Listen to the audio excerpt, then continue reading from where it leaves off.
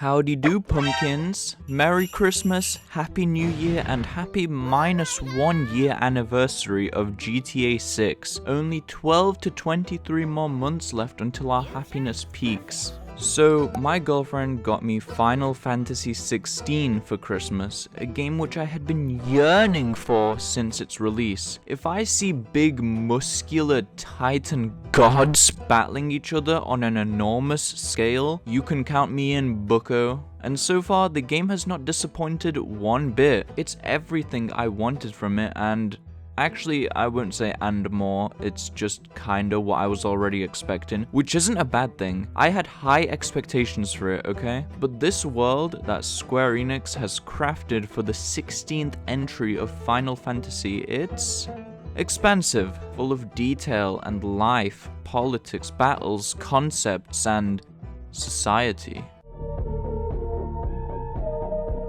I don't know if it's just me, well, actually, I know it's not just me, but I can never keep up with all the lore and concepts that these large-scale RPG games present to me. There are just too many odd-sounding names and things that aren't always explained outright. Of course, I am a thinker's man, but a slow thinker's man. It takes me some time to get a grasp of things. And sure, RPGs tend to provide the player with some sort of data bank where you can read up about all this wonderful and fascinating lore in your own time, hidden somewhere in a menu, but that's tedious and takes all the tension, emotion, or action out of the game. I love Death Stranding, but it is a game that is known for having a very complex world, which means there's a lot of reading to be done. A lot. And if you don't do all this reading, you may risk being out of the loop about a lot of the story, with certain words being brought up that you don't know the meaning of. This has always been an issue in the gaming space, but one that was actually incredibly easy to solve this entire time, and Final Fantasy 16 is the game to solve it. Square Enix, who are most famously known for Forspoken and Balan Wonderworld, created a solution to this problem with their latest mainline Final Fantasy game, and it is a mechanic called active time lore. How it works is, if you're in a cutscene, you can hold touchpad down on your DualSense controller, which will bring up a menu of bubbles. These bubbles all contain information that is relevant to the cutscene that the player is currently watching. So, for example, if there are 3 characters in the scene and you forget who each of them are, you can open up the active time lore menu and there'll be 3 character bubbles, all containing a portrait of each character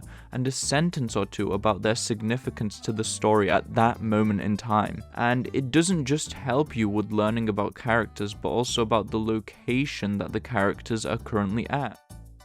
You've probably been edging this entire time, but this next thing I'm about to tell you will finalize the deed. The active time lore menu is actively updating, so it only holds the most relevant information. If a character mentions a concept, that concept will then immediately appear in active time lore. The same goes for if a location or another character is mentioned. It will update depending on dialogue and what is happening in the scene. Because of this, I am constantly taking advantage of this mechanic, reminding myself on what an icon is or what the significance of Phoenix Gate is. And the best thing is, I don't have to go looking for a menu to do this. I just hold down touchpad as soon as something I want to learn about is mentioned, and all the information I need is right there, condensed down into a small paragraph. And another neat thing is that the active time lore only displays the information that the player needs to know. I expected the game to just pull up a bunch of information on a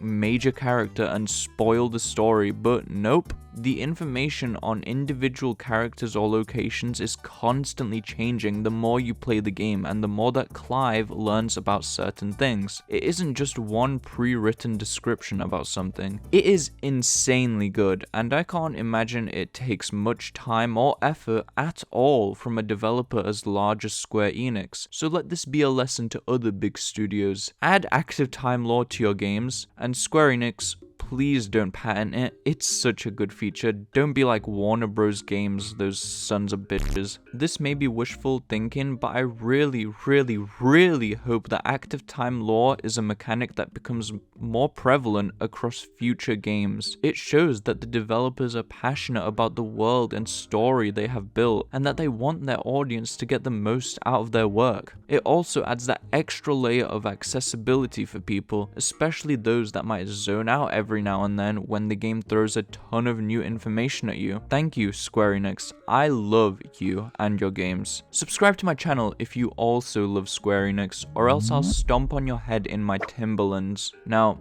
here's a fun fact about raccoons. See ya.